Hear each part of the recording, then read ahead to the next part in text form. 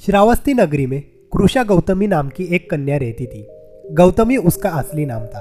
काम करते करते वो जल्दी थक जाती थी, इसलिए लोग उसे कृषा गौतमी के नाम से पुकारते थे। गौतमी ने जवानी में प्रवेश किया और उसका विवाह हो गया।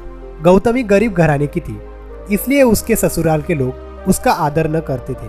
कुछ समय बाद गौतमी को एक पुत्र हुआ। अब घर में उसका आदर होने लगा, लेकिन होना कुछ दूसरा ही था। गौतमी का शिशु जब कुछ बड़ा हुआ और इधर उधर खेलने लायक हुआ, तभी उसकी मौत हो गई। गौतमी ने सोचा, पुत्र जन्म से पहले मेरा इस घर में अनादर होता था।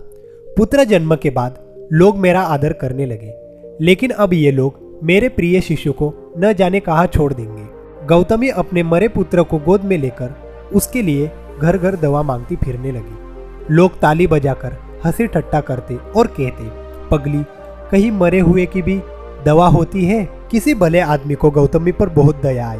उसने सोचा, इसमें इस बेचारी का कोई दोष नहीं है। ये पुत्र शोक से पागल हो गई है।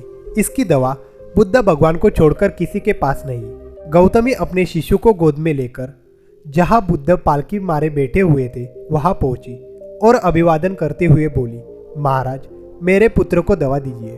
तथागत ने कहा, तूने अच्छा किया जो यहाँ चली आई। देख, तू इस नगर में से जिस किसी के घर में मौत न हुई हो उसके घर से सरसों के दाने मांग ला, फिर मैं तुझे दवा दूंगा। भगवान बुद्ध की बात सुनकर गौतमी बहुत प्रसन्न हुई और सरसों के दाने लेने के लिए चली गई।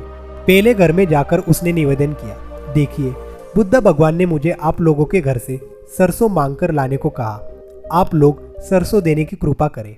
गौतमी के ये शब्द सुनकर एक आदमी झट से घर में गया और सरसों के दाने लाया और गौतमी को देने लगा। गौतमी ने पूछा, पहले ये बताइए, इस घर में किसी की मौत तो नहीं हुई है? ये सुनकर घर के लोग आश्चर्य से कहने लगे, गौतमी, ये तू क्या कह रही है? यहाँ कितने आदमी मर चुके हैं, इसका कोई हिसाब नहीं है। गौतमी ने कहा, तो मैं आपके घर से सरसों नहीं ले सकती। गौतमी दूसरे घर गई। सब जगह यही जवाब मिला। उसने समझा, शायद सारे नगर में यही बात हो। उसे एकदम ध्यान आया कि बुद्ध भगवान ने शायद जानबूझकर ही मुझे सरसों मांगने के लिए भेजा। वो शीघ्र ही अपने मरे हुए पुत्र को लेकर नगर के बाहर शमशान में ले गई। उसे अपने हाथ में लेकर बोली, प्रिय पुत्र, मैंने समझा था शायद तुम ही अकेले मरने के लिए पैदा हुए हो, लेकिन अब मुझे मालूम हुआ कि मौत सबके लिए है। जो पैदा हुआ है उसे एक न एक दिन अवश्य मरना है। इतना कहकर अपने पुत्र को शमशान में रख वहां से लौट आई। लौटकर गौतमी बुद्ध के पास आई। बुद्ध ने कहा, गौतमी, सरसों के दाने मिल गए? गौतमी ने कहा, भगवान, सरसों नहीं चाहिए, उनका काम हो गया है। भगवान बुद्ध की इस कहानी से हमें यह सीख मिलती है कि इस धरती पर जो भी पैदा होता है, पशु, पक्षी या इंसान ही क्यों ना हो, उसे एक ना एक दिन जरूर मरना है।